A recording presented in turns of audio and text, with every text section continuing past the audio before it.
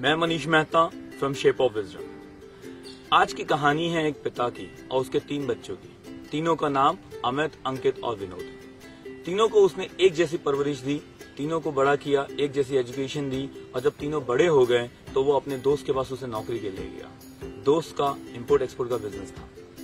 तीनों को उसने एक साथ स्टार्ट दिया 12,000 रुपए पर मंथ। जब 1 साल बाद पिता अपने बच्चों का प्रोग्रेस देखने के लिए अपने दोस्त के वहां आया तो उसने देखा और उसने पूछा कि ऐसा क्यों है कि आप अमित को अभी भी 12,000 रुपए पर महीना दे रहे हो, अंकित को 18,000 रुपए और विनोद को 25,000 रुपए महीना। तो दोस्त ने कहा रुको, आपको इस सवाल का जवाब आपके तीनों बेटे ही देंगे।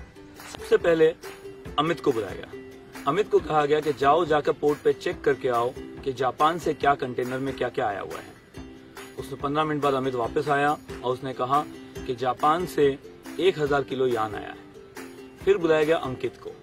अंकित को कहा गया कि जाओ जाकर पोर्ट पर देखो कि जापान से जो हमारा कंसाइनमेंट आया है उसमें क्या क्या आया हुआ है। अंकित 1 घंटे बाद आता है और कहता है कि 1,000 किलो यान आया है, 500 पीस कंपास मशीन आए हैं और करीबन 1,000 पीस के आसपास बम्बू स्टिक्स आए हैं।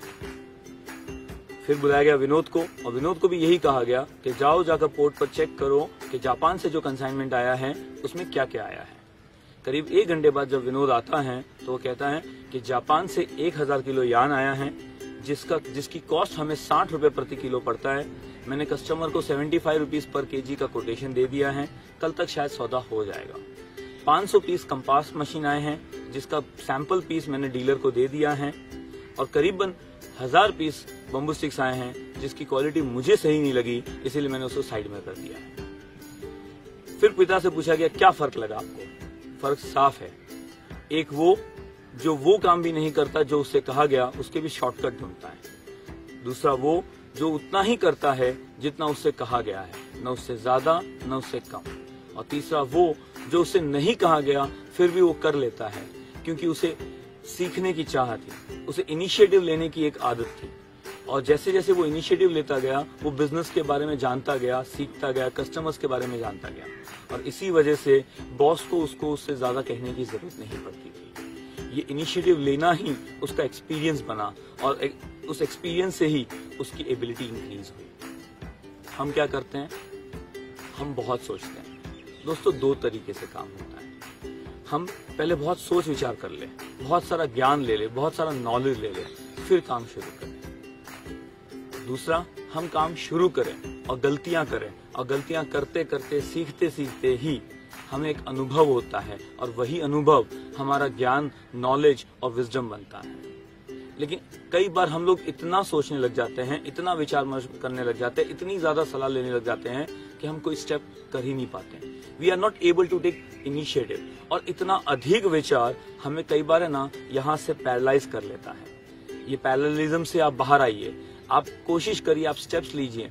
ज्यादा नॉलेज लेना अच्छी बात है, रिसर्च करना अच्छी बात है, लेकिन अधिक से ज्यादा, एक लिमिट से ज्यादा उसके बारे में सोचते रहना और कोई स्टेप्स नहीं लेना, कोई एक्शंस नहीं लेना, कोई इनिशिएटिव नहीं लेना, भी प्रॉब्लम हो सकता है। हमारे दिमाग में बहुत से आइडियाज आते हैं और हम उस आइडियाज को इम्प्लीमेंट करना चाहते हैं, इनोवेटिव आइडिया आते हैं, लेकिन नहीं कर पाते क्योंकि बहुत ज्यादा विचार करते हैं। लेकिन जो स्टेप्स लेता है, वो जो उसकी गलतियों से अनुभव लेता है, वो अनुभव एक यूएसपी की तरह आपका काम करता है, एक एबिलिटी को निहारता है।